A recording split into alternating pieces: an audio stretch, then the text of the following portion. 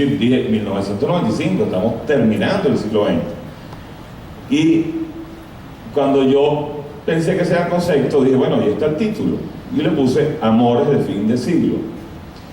Y además le puse una suerte de leyenda, que también era un gesto, un señuelo para el televidente para decirles, esta historia va a ser distinta a lo que ustedes han visto. Generalmente las historias de telenovela, bueno, la gente se enamora y casi siempre se enamoran en el primer capítulo y casi siempre se enamoran a primera vista y bueno, después vienen toda la cantidad de obstáculos hasta el capítulo final. O sea, una telenovela tiene dos buenas noticias, el resto son noticias malas. La primera buena noticia es cuando se conocen y la otra buena noticia es cuando se casan al final. Pero yo dije, oye, uno en la vida sabe, lo que tenemos ya cierta edad, yo aquí con mis 28 años, yo me he dado cuenta que por ejemplo lo importante del amor, lo difícil, lo complejo, es después que uno se casa. Es decir, ahí es que viene la verdadera fragua del amor. Y entonces yo quise contar la historia de una pareja después del primer día de bodas. Y entonces la leyenda era la historia que comienza donde las demás terminan. Porque todas las telenovelas terminaban en la boda. Y yo quise compensar esta en la boda. Entonces ya eso fue como dándole un sello personal al trabajo que yo hice. Una vez también me tocó hacer una novela en Venevisión donde yo quería como pasearme por los distintos arquetipos que hay en el país, de arquetipos femeninos. Y yo dije, bueno, hay mujeres de tantas tipologías aquí. Siempre hemos hablado que este es un país de mujeres bellas, mujeres guerreras, etcétera, etcétera. Bueno, yo voy a hacer una novela que se llame El país de las mujeres, ¿no? Y eso fue un gancho inmediato, porque obviamente la mayor audiencia de una telenovela femenina, y ya decirle que les iba a hacer un homenaje fue muy atractivo para las mujeres. En la radio me pasó lo mismo, cuando me dijeron un día, mira, queremos que hagas un programa de entrevistas, pero yo digo, oye, en la radio todos los días se hacen entrevistas, o sea, es parte del menú básico de la radio. Yo tengo que distinguir esto, hacerlo distinto a los demás. Y se me ocurrió entrevistar a gente que llegó a la fama, llegó al éxito, sobre todo al éxito, más que la fama, porque uno puede ser exitoso y no necesariamente ser famoso. Es decir, entrevistar distintas versiones del éxito, distintas caras del éxito. Y dije, pero le voy a poner un nombre que sea como original, que la gente le genere misterio. Y le puse Los Imposibles. Y además fue perfecto, porque cada vez que me entrevistaba un periodista me decía, bueno, ¿por qué se llama Los Imposibles? Y yo le decía, bueno, porque son gente imposible de ignorar, imposible de no entrevistar. Si le estaba dando como una vuelta de tuerca a la palabra imposible, que generalmente tiene como una valencia negativa. Aquí Los Imposibles era un valor positivo, ¿no? Por supuesto hay gente despistada, ¿no? Entonces a veces yo me conseguía gente y me decía, oye, vale, me encanta ese programa tuyo de Los Invencibles, es buenísimo. Pero no se imaginan, o si no me decían, mira, buenísimo el programa de Los Invisibles, ¿no?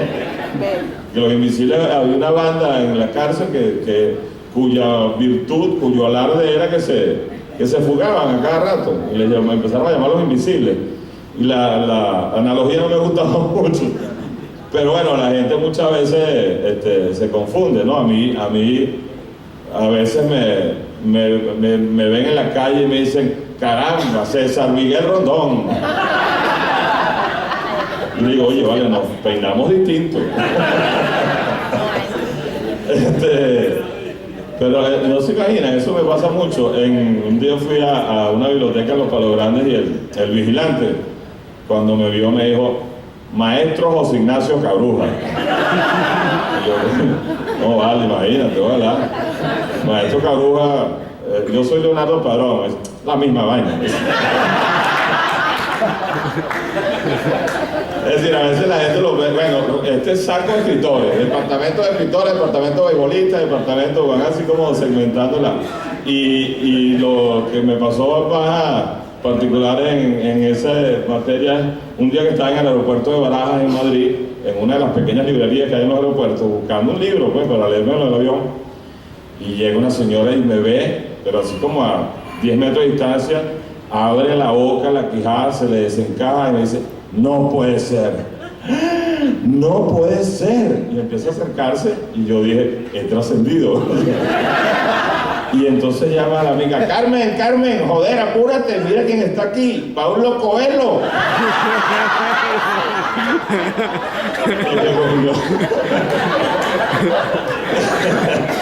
Pero en todo caso había un reconocimiento, ¿no? Había una... Es más, le firmé el libro, con mi mejor abrazo, Paulo. Sin más explicaciones. Pero en todo caso, cuando yo le puse el nombre de Ser los Imposibles, también entrañaba a una manera de decirle a la gente: mira, estos no son gente nada fáciles de entrevistar. Esa es la verdadera razón del nombre. Son gente tan famosa que sentarlos durante una hora frente a un micrófono es difícil, porque por ejemplo, qué sé yo, alguien como Juanes, a mí Juanes me costó como 3 años conseguir la entrevista, y no porque él no quisiera, sino porque, bueno, cada vez que venía a veces por 24 horas, o el manager, que siempre hace el trabajo sucio de decir que no se puede, me la ponía difícil, ¿no?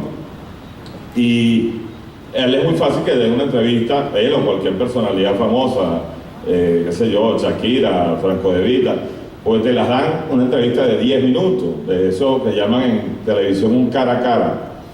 Pero que te dé una hora de entrevista es lo complicado, es lo casi imposible.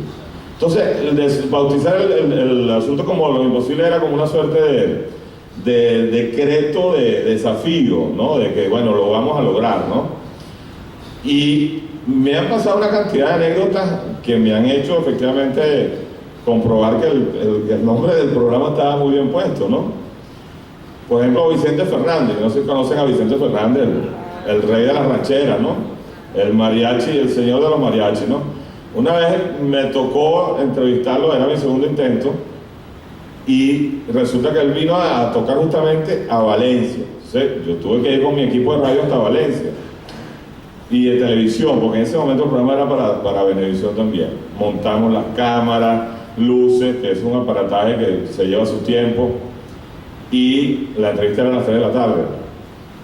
4 de la tarde no bajaba Vicente Fernández, 5 de la tarde no bajaba, y bueno, Vicente Fernández, esperemos. 6 de la tarde ya los técnicos estaban fastidiadísimos, y baja a las 6:30 de la tarde. Y cuando baja, el manager me dice: tienes 15 minutos. Y yo: ¿qué? Pero mi programa es de 1 hora. Tienes 15 minutos porque tienes que ir a cantar en un escenario de allá de Valencia. Por supuesto yo no dije que no, pues la idea era sentarlo, ¿no?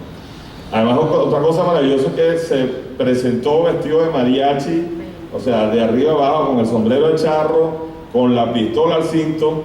Además, el traje de mariachi era así como de color mostaza, pero caliente, ¿no? Era una estampa maravillosa, porque además había cámaras, y yo decía: bueno, esto no me lo puedo perder. Y yo fui ganándomelo en la entrevista para que fuéramos desbordando los 15 minutos que me había dicho el manager. Hay un momento en que él me está hablando de un episodio terrible, porque la gente exitosa tiene, en la trastienda del éxito, en la parte de atrás del éxito, a veces tiene historias muy fuertes, ¿no? No crean que son gente llenos de buenas noticias todo el tiempo, ¿no? A él le secuestraron un hijo en México, justamente porque como el papá es famoso y tiene mucho dinero, le secuestraron el hijo para pedirle una buena cantidad de dinero a Vicente Fernández. Y un día le mandaron como prueba de vida un dedo del hijo. Imagínense ustedes, ¿no? Él me está contando de esa tragedia, y de repente yo veo que, digamos que Vicente Fernández está allí y yo estoy aquí, y detrás de él aparece el manager y me dice: córtalo, ya, o sea, ya se te acabó el tiempo, ¿no? Y cuando yo vi al tipo haciéndome señas, lo primero que hice fue quitarle la mirada, ¿no? Y, así como que no te he visto, ¿no? Me puse como a revisar la pregunta, ¿no? Y entonces él seguía, córtalo. Entra mi productor a negociar con él. Claro, todo era como una escena de cine mudo porque no podían hablar duro, ¿no? No, ya córtalo. Y de repente yo estaba sudando porque yo decía, oye, que no puede ser que me vayan a cortar la entrevista. Y de repente yo veo que empiezan a pelear y empiezan a agarrarse la camisa. Y entonces yo pongo la cara así y Vicente Fernández, que me estaba contando una tragedia, me dijo, terrible, ¿verdad? Y yo sí. Yo no sabía lo que estaba pasando detrás de él. Y entonces después del rato, la negociación que pasó de lo verbal a lo físico, mi productor todo despeinado, conseguiste 15 minutos más. A mí me salieron ahí las canas que me faltaban por salir, ¿no? Sí, claro. Y les cuento eso porque, digamos, hacer una entrevista de esas no es fácil. Muchas veces la gente no se entera cuando la entrevista sale al aire de lo que le costó a uno lograrla. Porque, bueno, por eso mismo se llama Los Imposibles, pues. Y entonces es la consecución de una meta. Toda carrera, en todo oficio, está provista de metas, de desafíos a ir conquistando. Eso fue una conquista de ese día. Una vez también quise entrevistar a Vargas Llosa, el premio Nobel de Literatura, cuando todavía no era premio Nobel, pero ya era un tipo muy famoso, y me costó también como 3 años lograrlo, hasta que lo logré. Cheo Feliciano, el gran Cheo Feliciano, cuando llegó con la mujer era el manager, lo cual hacía el asunto más cuesta arriba, ¿no? Porque ya una mujer de por sí es un manager del marido, pero entonces ella era manager oficial. Entonces ellos creían que era para radio y yo tenía las cámaras de televisión. Y los artistas cuando van para radio es el momento en que van así como informales, en blue jeans, zapatos de goma. Y entonces ella vio las cámaras y dijo, pero bueno, ¿qué es esto? ¿Qué falta de respeto es esto? Y yo, ¿cómo que falta de respeto? Un programa de televisión. No, a mí me dijeron que era para radio. Vámonos, Cheo. Yo tenía 3 semanas investigando el personaje, me había metido un puñal brutal y había gastado mucho dinero alquilando las cámaras en alta definición, etc. Y yo decía, no se lo puede llevar, por favor. No, vámonos, mira cómo está vestido. Entonces yo le dije, pero yo le presto mi saco. Fue peor, tipo, pero ¿usted qué le pasa? Y yo entonces hablaba con Cheo Feliciano, hermano, no te me hagas eso. Se lo llevó. Él me decía, la que manda es ella, ¿no? La esposa, ¿no? Hubiera sido un manager, a lo mejor lo convenzo. Y después, el año después que vinieron otra vez a tocar, le mandamos un ramo de flores, pues ya se trataba de conquistarla a ella, ¿no? Un ramo de flores a la mujer, y la mujer, ¡ya, no! Y fue así hasta que finalmente logré entrevistar a Cheo Feliciano. No vino la mujer, pero yo no tenía cámara. Entonces fue en una oficinita en el Eurobuilding, pero lo logré, digamos, era el desafío de lograrlo de alguna manera. Pues me llevó 2 o 3 años hacerlo, pero lo logré. Entonces cada vez que yo conquisto un imposible, ustedes no se imaginan para nosotros la alegría que es. Olga Tañón, por ejemplo, que la llaman la reina del merengue, y es una mujer que parece una fiesta en dos pies, ¿no? Porque es festiva todo el tiempo y anda así. Este es uno de los momentos difíciles de una entrevista. Yo la estaba entrevistando y empezamos a hablar de un capítulo muy fuerte que ella tiene, que es que ella tiene una hija, que tiene una enfermedad que le genera hemorragias internas espontáneas. Y de repente, cuando le vienen, por ejemplo, la hija al periodo, la hemorragia es absolutamente anormal, pues, ¿no? Y ella ha tenido que estar en pleno show de repente y le dice a alguien, mira, tu hija está en una clínica y tiene a veces que suspender el show. Y esa es la parte como terrible de ella, ¿no? Bueno, ella estaba echando el cuento de una manera tan dramática, tan sentimental, que entonces yo veo que mi productora, Olga Tañón, empieza a llorar, mi productora empieza a llorar, el operador de audio, que son siempre unos malandros así, el tipo estaba así hipiando, y yo veía que venía el llanto como una ola, ¿no? En el estadio, ¿no? Y aquí vengo yo. Entonces, yo digo, ¿cómo hago para no llorar? ¿Cómo hago para no llorar? Dios da cabello, pues me acordé.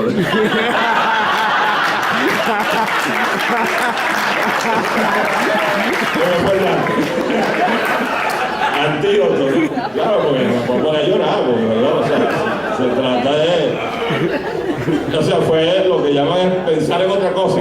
Chan, chan. A mí me ha enseñado muchísimo ese oficio de entrevistar a gente famosa. Pasó con Carlos Andrés Pérez. Carlos Andrés Pérez, yo fui a entrevistarlo a Miami, me costó muchísimo conseguir la entrevista, y cuando llegué me quedé asombrado porque Carlos Andrés era esa persona que era, ¿se acuerdan del eslogan algunos de que era ese hombre sí camina, democracia con energía, tipo alto, vigoroso, que saltaba charcos y tal? Era un tipo absolutamente disminuido en su silla, enjuto, se había ido como encogiendo con los años y tenía la mitad del cuerpo paralizada por un ACV que le había dado 6 meses atrás. Y estaba monosilábico. Además, era un tipo elocuente. Yo decía, ¿y cómo la esposa me consiguió la entrevista teniéndolo así? Bueno, imagínense, yo estaba que las preguntas eran más largas que las respuestas, ¿no? Y yo decía, Dios mío. Y ellos me dijeron, oye, por favor, si te vamos a pedir algo, lo único, no le vayas a preguntar nada de Chávez, por favor. Prohibido el tema de Chávez. Entonces, no se preocupe. Entonces yo estaba con Carlos Andrés ahí sentado y yo decía, oye, la cola que yo hice para montarme en el avión. Inmigración, que uno siempre está ahí asustado, uno siente que es un narcotraficante en inmigración. Uno no sabe por qué, pero al policía te ve como si es verdad. Los kilos están allá en el doble fondo de la maleta.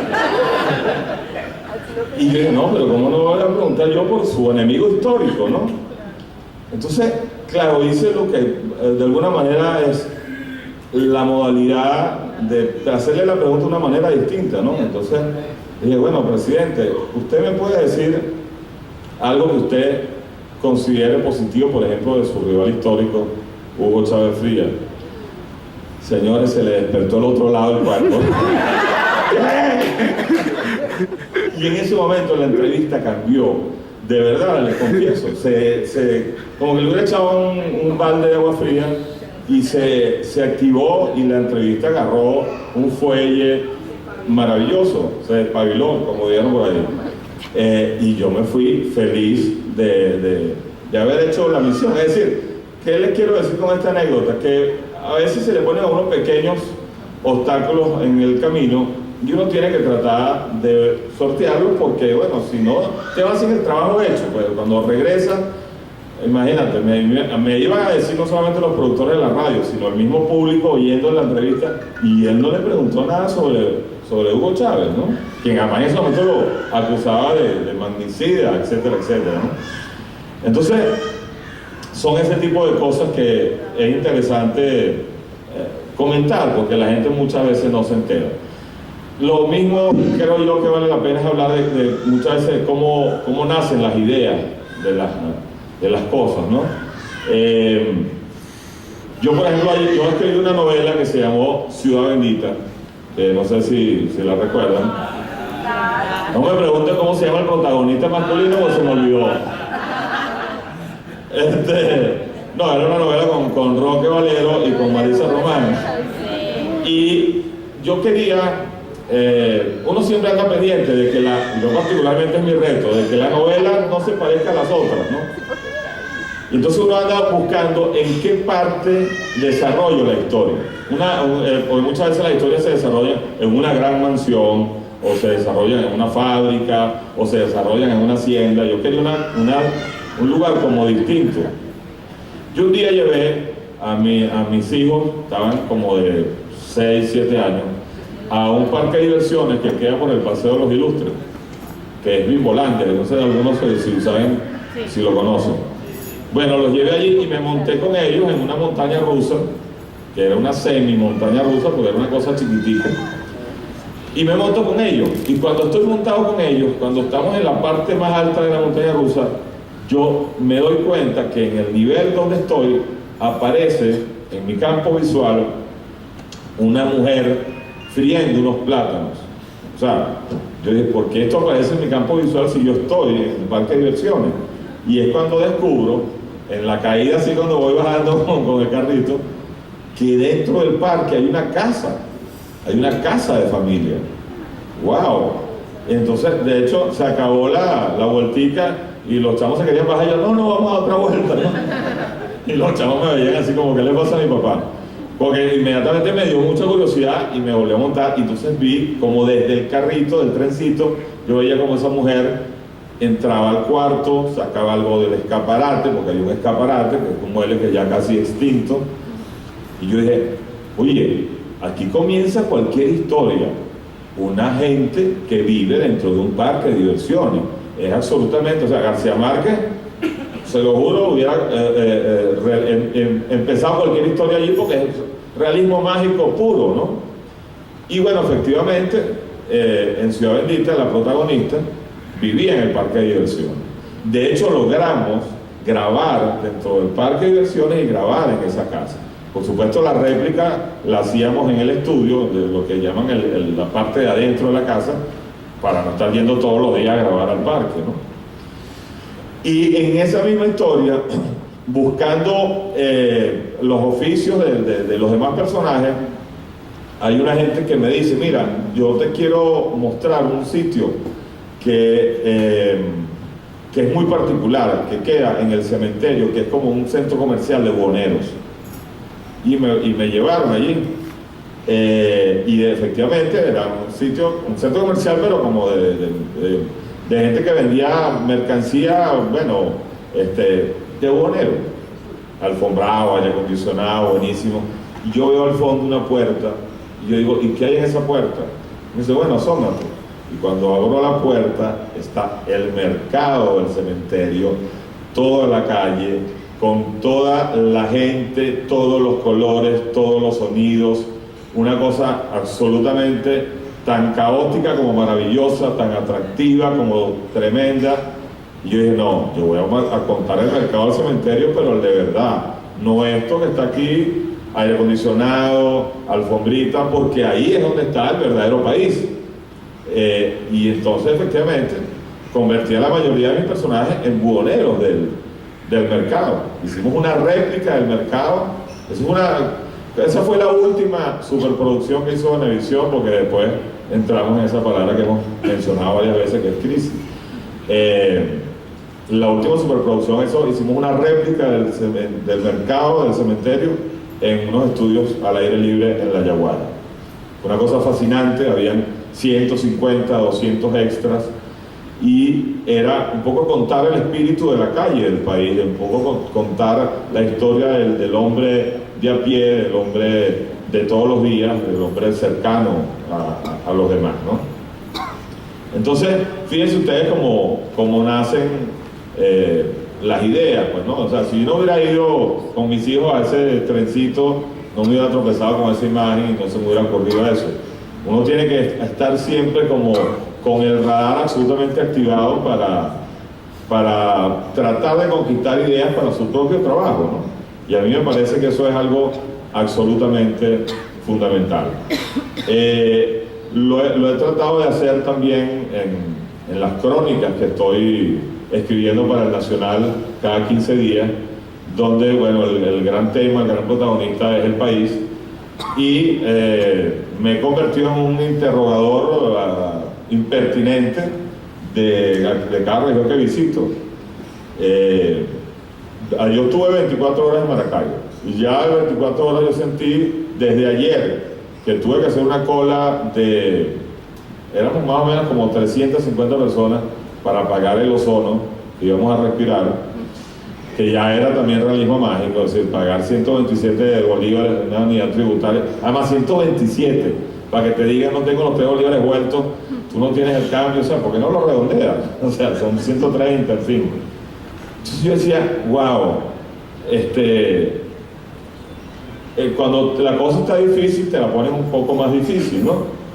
Y uno veía como la gente iba sorteando la pequeña calamidad cotidiana, bueno, con el clásico humor del venezolano, ¿no? Había gente que decía, bueno, tranquilo, que si a ver, vamos, esta cola avanza más rápido que la de Mercado, ¿no? Decía alguna gente de la que estaba allí. Y cuando llegué a Maracaibo, empecé a escuchar el cuento de los bachaqueros, el cuento de cómo ahí se está desarrollando una economía paralela a la de la crisis, pero cómo hay una cantidad de venezolanos que siguen apostando por el país. Yo, si algo quisiera dejarles dicho hoy aquí, es un poco que no hay nada como el arraigo, el sentido de pertenencia. Yo he estado viajando mucho a Miami en estos tiempos y he visto la cantidad de venezolanos que han estado emigrando a Miami y me asombra lo mal que la empiezan a pasar, pues, ¿no? Vi hay una venta de empanadas que pusieron allá en Miami, por supuesto, porque digamos, la gastronomía también da nostalgia, ¿no? Entonces uno está por allá y no quiere comerse una empanada, quiere comerse una arepa. Y entonces había una mujer limpiando con un trapito las mesas del local. Y apenas me vio, me abordó, me saludó y me echó su cuento.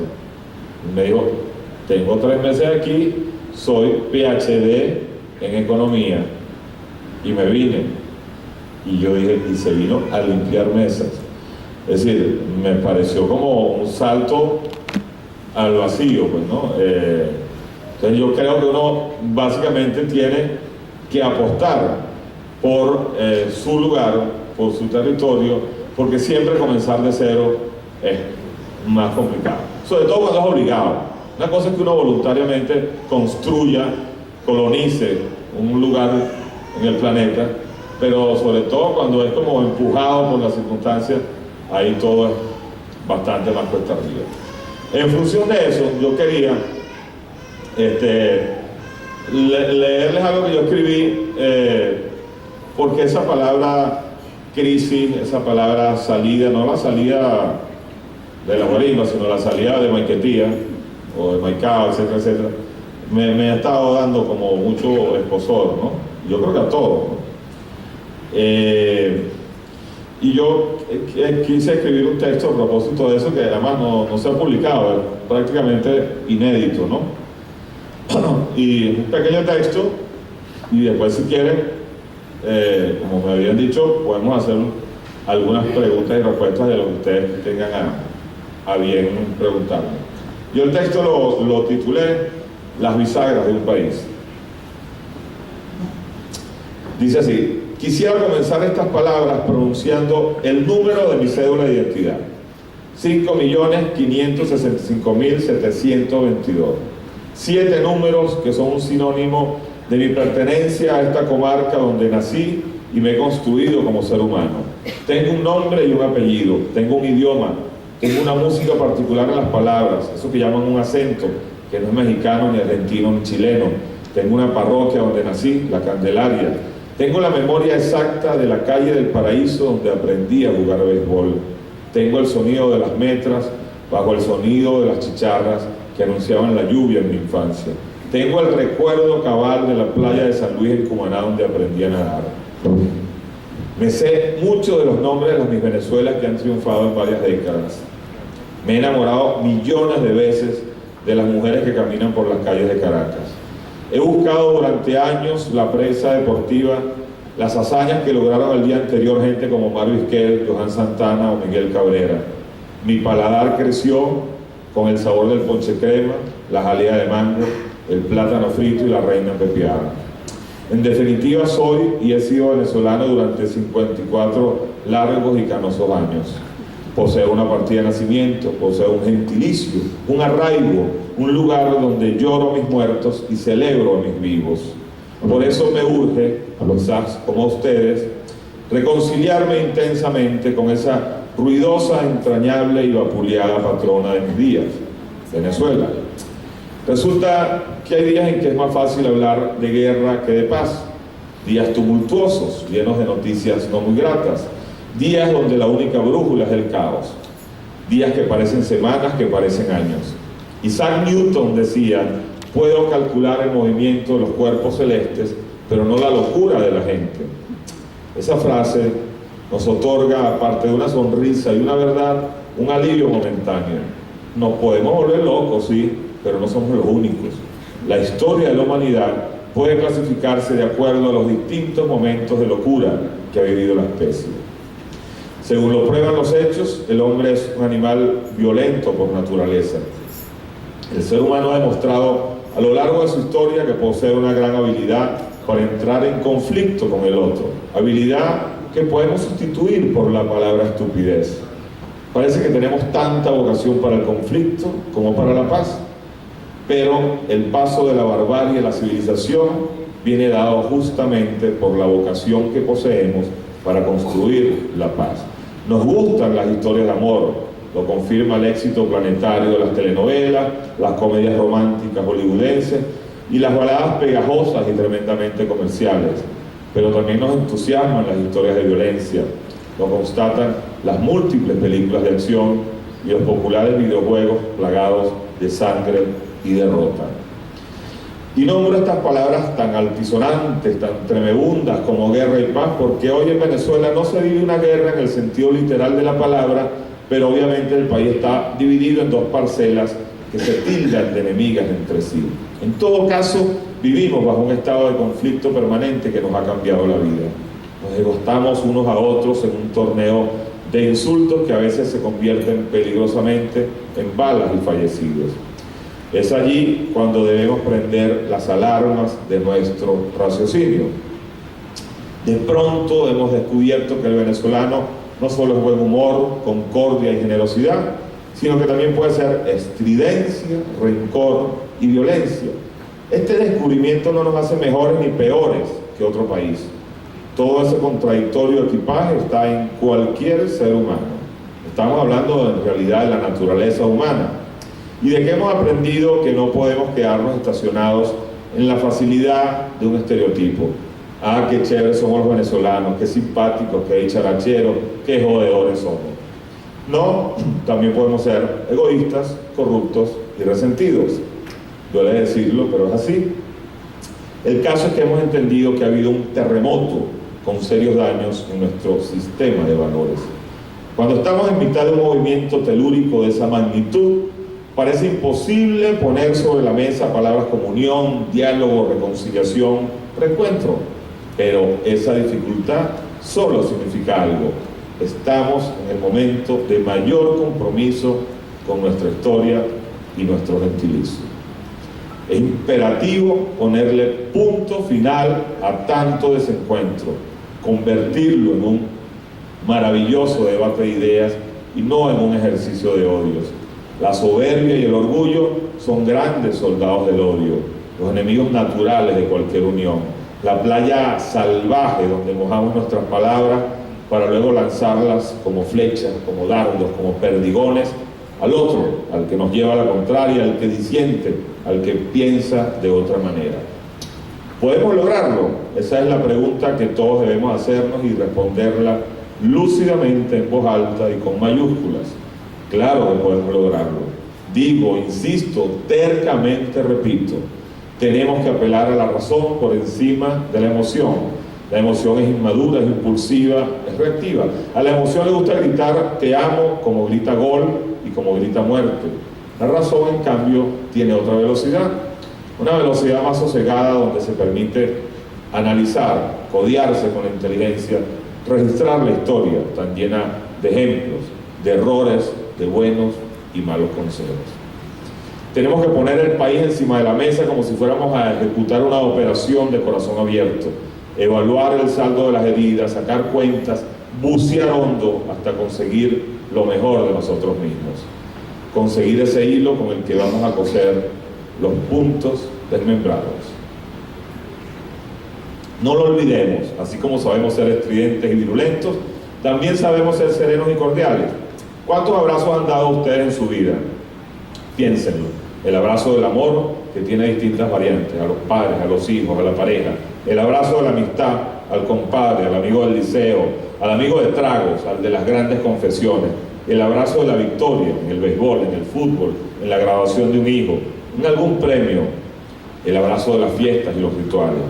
Son muchísimos los abrazos, no nos cuesta nada abrazar, lo gozamos porque somos querendones, nos gusta el contacto, somos gente vehemente y festiva, somos tropicales.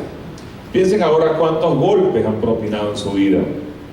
Uno de ustedes ha disparado alguna vez un arma. Estoy completamente seguro que la colección de abrazos que poseen es mucho más numerosa que la de golpes y disparos. Y muy cerca del abrazo está la sonrisa, la carcajada, la fiesta iluminada de la risa. Tenemos un largo historial de risas en nuestro haber. Por eso, porque sabemos ser felices, porque lo hemos sido un montón de veces, tenemos el compromiso histórico de convertir en pasado la inmensa zanja de dolor que hoy nos divide. Tenemos que cancelar la era de las discusiones inútiles y procurar otras, las trascendentes, donde sea más valioso el diálogo antes que la venganza, la concordia antes que el resentimiento. Hoy, por ejemplo, un país como Colombia busca una paz que desde 1984 le ha costado 6 millones de víctimas. La paz de Europa costó 50 millones de muertos. Como bien lo dice el escritor colombiano Santiago Gamboa, las guerras no se ganan ni se pierden, solamente se sufren. Y todo el que ha estado en una guerra, así salga ileso, es un herido de guerra. No merecemos convertirnos en heridos de guerra. Aún desde tiempos inmemoriales, el duelo ha sido entre la barbarie y la civilización. La poderosa metáfora que nos regaló Rómulo Gallego en Doña Bárbara sigue vigente. La gran apuesta es por los constructores de civilización. Un maestro es un constructor de civilización, un músico, un empresario, un corredor de seguros, un obrero. Alguien escribió una vez que la esperanza también es un talento. Es una frase poderosísima y certera. Es la tarea de todos los que habitan este mapa, ejercer activamente nuestro talento para la esperanza. En definitiva, hay que construir las bisagras de un país donde la decencia se convierta en rutina, donde mi diferencia sea el vínculo con la tuya, donde sea moralmente inadmisible el escarnio. Aquí todos estamos agotados de tanto desencuentro, tanta agresión mutua. Es imperativo conseguir la bisagra que nos regrese a una cordial topografía de múltiples registros. Por eso en estos días feroces hay que ponerse el mapa encima. En estos días toca revisar lo que somos y lo que hemos dejado de ser. Necesitamos resetear el país.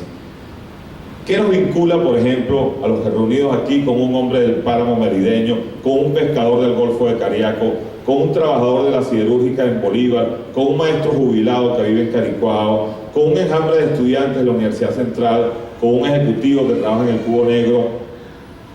¿Qué tienen en común un dirigente del partido de gobierno con un viejo adeco de los años 50, o con un líder emergente de Primero Justicia, o con alguien que nunca ha creído en la política? ¿Qué iguala a un magallanero con un caraquista? ¿Qué me vincula con mis abuelos, con mis hijos, con tus primos? Muchas cosas. Una multitud de elementos arropados bajo una sola palabra. Venezuela, el país, el idioma, las tradiciones, todo un sistema cultural, una historia común. En definitiva, eso que llaman la identidad nacional. Si cualquiera de nosotros está en un lugar remoto del planeta, por ejemplo, Australia, está en una casa desconocida, rodeado de gente que habla otro idioma, en mitad de una fiesta, y alguien saca un 4, vamos a sentir una brisa de euforia y bienvenida. Vamos a sentir la identidad nacional. Si alguien tonara una gaita, nos pondríamos todos muy maracuchos. Si alguien hablara del Ávila, nos volveríamos un derroche de grandes adjetivos. Si un alemán nos preguntara por Francisco de Miranda, si nos interrogaran sobre las mujeres más hermosas del mundo, si un chef japonés quisiera saber cómo se hace una arepa o qué hay dentro de una yaca, si de repente caminando por la Gran Vía de Madrid sonara el himno nacional de Venezuela, si alguien dijera Simón Díaz, Cruz Diez, Andrés Galarraga, Oscar de León, si nos pusieran a comparar las playas de Los Roques y Margarita con cualquier otra playa, si alguien quisiera aprender a bailar salsa, si nos encontráramos la bandera de Venezuela en mitad de un estadio de fútbol donde juegan argentinos y suizos, una oleada de orgullo nos invadiría. Todos esos son puntos en común, lugares de reencuentro, palabras que caben todas en ese pequeño rectángulo plástico que llevamos en la cartera y que llamamos cédula de identidad. Pero sobre todo debemos concentrarnos en esa bendita palabra que nos sigue reuniendo a todos: el país, Venezuela. Una palabra que anda maltrecha, cojeando, apabullada por nuestro propio desencuentro. Una palabra tan grande que está llena de playas antológicas, picos nevados, dunas de arena, llanuras y selvas monumentales. Una palabra donde cabe el joropo, la fulía, el galerón, los tambores, la onda nueva, las orquestas infantiles y juveniles y la movida acústica urbana. Una palabra llena de libertadores y hazañas magníficas. Una palabra donde habitan, se mueven, aman y desaman millones de ciudadanos. Una palabra, cierto, donde también cabe el bochinche, la corrupción y la inseguridad, pero justamente porque la identidad nacional es el denominador común de los habitantes de un país, es un mandato rotundo de cada uno de nosotros cuidar lo nuestro, cuidarlo como se cuidan los hijos o los grandes tesoros. Todos somos habitantes del mismo sol, el mismo sol que ardió en las retinas de nuestros ancestros. Somos el trópico absoluto, esta luz maravillosa, este viento yodado, este paisaje que solo es nuestro y que circula por nuestra sangre como un tatuaje irreversible. Solo aspiramos pluralidad, bienestar, conciliación. Ese es el punto crucial. Necesitamos un país que nos contenga a todos, que sea norte y futuro, no fractura y violencia. Un país que tenga 28 millones de abonados para el mismo juego. Una patria cuya mejor ideología sea la mano extendida. Un país múltiple y unido. Un caleidoscopio de un solo nombre. El detalle es que solo entre todos podemos conseguirlo. A fin de cuentas, todos estamos dentro de esa misma palabra que tanto nos necesita y nos define: Venezuela. Ella es nuestra gran casa y no hay otro mandamiento posible: cuidar la casa grande que nos cobija. Eso debemos con todas las entrañas de nuestra existencia. Muchas gracias.